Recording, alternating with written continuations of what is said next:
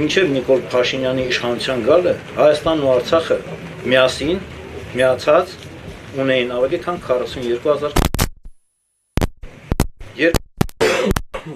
Ադրբեջանը հարձակվեց բոլոր կողմերից Արցախի վրա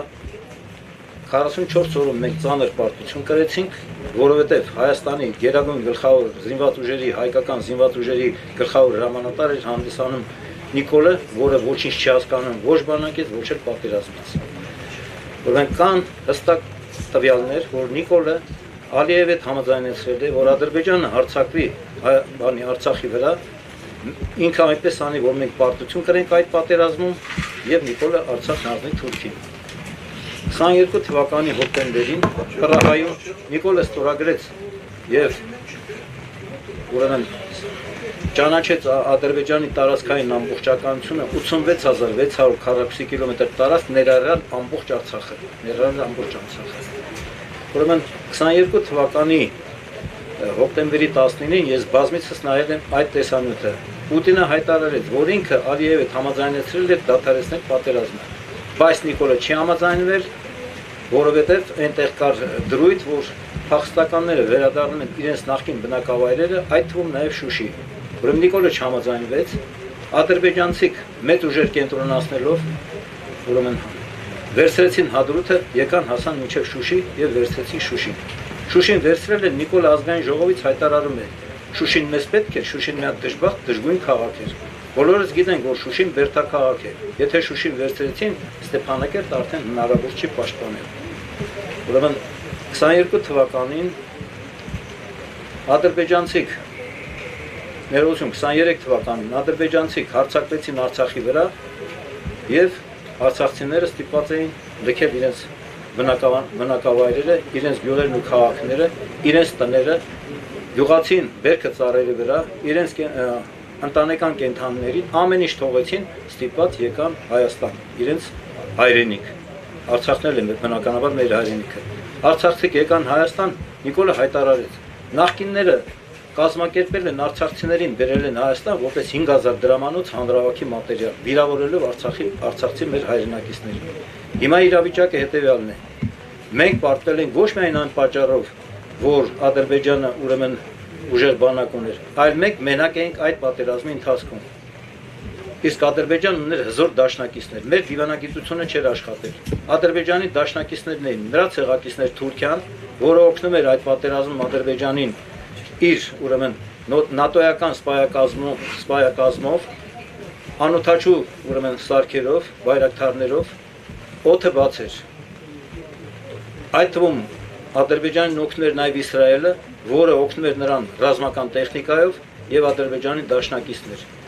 Ադրբեջանին օգնում էր նաև Պակիստանը, որը մինչև հիմա չի ճանաչել Հայաստանը որպես անկախ պետություն։ Իսկ Նիկոլի քաղաքականության հետևանքով արտաքին քաղաքականության ուրեմն անպարկեշտ,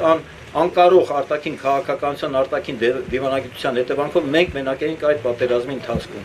Ես ուզում եմ նշել, որ 3 օր շարունակ մեր զինվորներն ու ազատամարտիկները բոլոր դիրքերը պահել էին։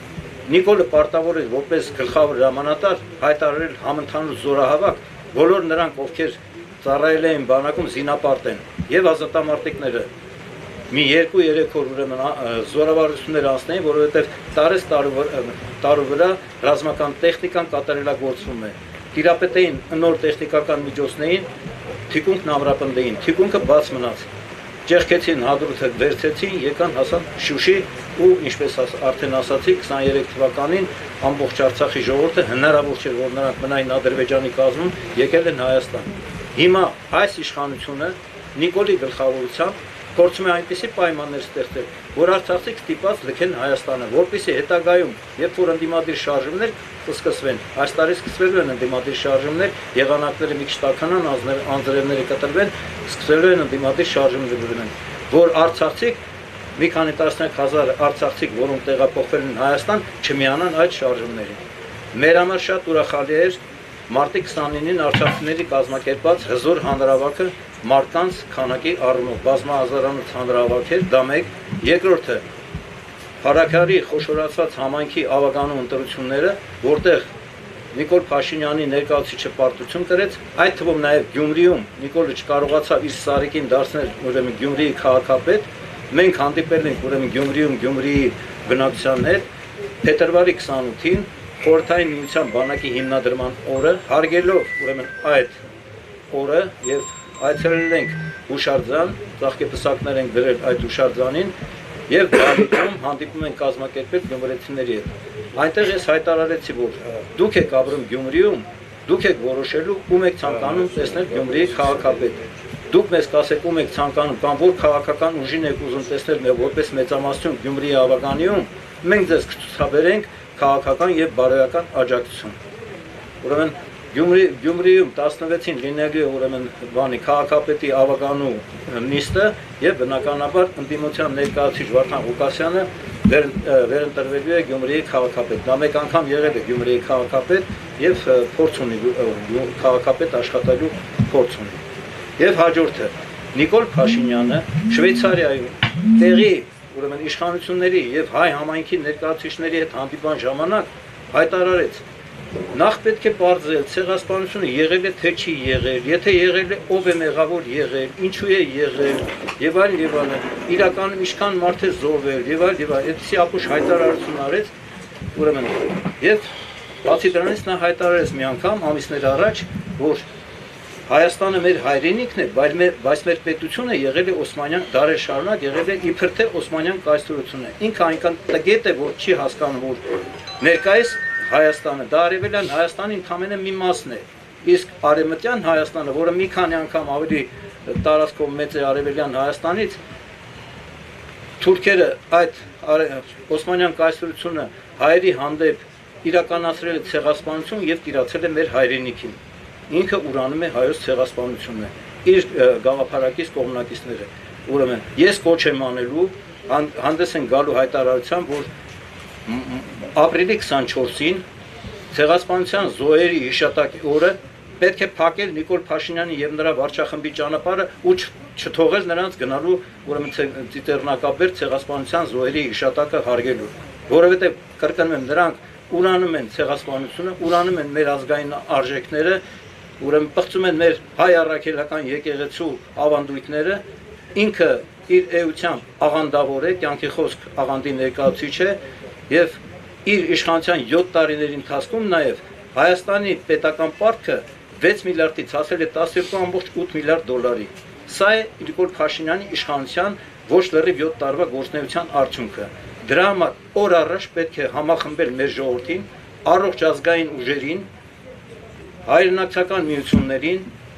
հասարակական կազմակերպություններին, ընդդիմադիր քաղաքական ուժերին, մենք դրանով զբաղվում ենք։ Փետրվարի 2-ին եղել է համահայկական ազգային միասնության խորհուրդ միավորման ուրեմն հիմնադիր համաժողովը եւ մենք ձևավորել ենք համահայկական ազգային միասնության խորհուրդ միավորումը որպես այլընտրանք գործող ապազգային թուրքամետ իշխանությանը։ Մենք ոտքի ենք հանելու մեր ժողովրդին ամբողջ Հայաստանով մեկ, մինչ այդ մասնաճյուղեր ենք բացելու բոլոր համայնքներում, Երևանի բոլոր ուրեմն համայնքներում, խոշոր քաղաքներում եւ բնակավայրերում, Մեղրիից մինչեւ Աշոտսկ ոտքի ենք հանելու մեր ժողովրդին, կազմակերպելու ենք աննազանդություն այս ապազգային թուրքամետ իշխանությանը։ Պարտադրելու ենք Նիկոլի ու նրա կառավարության հերացումը եւ գործող ազգային ժողովի լուծարումը։ Կարճ ժամկետի համար ձևավորվելու է ժամանակավոր անցումային կառավարություն, որը կնախապատրաստի արդար օրինական ազգային ժողովի արտահերթ նոր ընտրությունները։ Բնականաբար հանրությանը կներկայացվի մեր պետության զարգացման բոլոր ոլորտների վերաբերյալ քաղաքական ծրագիր։ Ուրեմն այս իշխանության հերացումը մենք դիտարկում ենք ընդհանրապես միջոց մեր պետության ու մեր ժողովրդի առջև ծառացած խնդիրները լուծելու համար։ Նպատակը մեր բանակը հզորացնելն է եւ Արցախն ազատագրելն է։ Մենք չենք կարող համակերպել Արցախի կորստյան հետ։ Արցախը կորսված չէ։ Արցախը ժամանակավոր անցել է Ադրբեջանին։ Մենք հետ ենք բերելու Արցախը, որովհետեւ այս ոստիկանների ուղիղ կեսին ուղարկելու ենք բանակ զինծառայության, որովհետեւ Նիկոլը Հայաստանը դարձրել ոստիկանություն, ոստիկանապետություն։ Իր գլխավոր հենարանը ոստիկանությունն է այսօրվա, որոշ չափով նաև ազգային անվտանգության ծառայությունը, դատախազությունը, քննչական կոմիտեն եւ այլն։ Եվ ուրեմն իր դեմ ընդդիմադիր հայաստեր ունեցող մարդկանց տանում են շինծ ու քրեական գործերին հարություն, տանում են կալանավորում են, ես եղել եմ դրանցից մեկը։